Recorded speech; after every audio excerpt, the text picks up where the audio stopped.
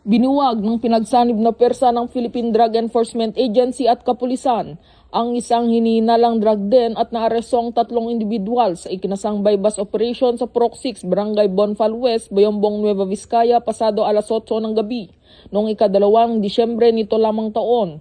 Sa operasyon na recover ng mga otoridad ang 15 hit seal na sachet na pinaniniwala ang shabu na may tinatayang bigat na 7 gramong nagkakahalaga ng 47,600 piso kasamang iba't ibang drug paraphernalia at marked money. Kinilalang mga suspect na si alias Bibot, 30 anyos, residente ng Bonfal West, si Abet na 31 anyos, residente ng Bangar Solano, at alias Hertz, 28 anyos, residente rin ng Bonfal West, Bayombong.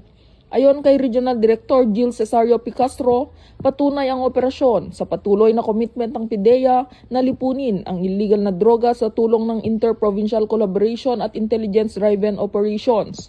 Mahaharap ang mga suspect sa kasong paglabag sa Section 5, 6, 7, 11 at 12, Article 2 ng Republic Act 9165 o ang Comprehensive Dangerous Drug Act of 2002.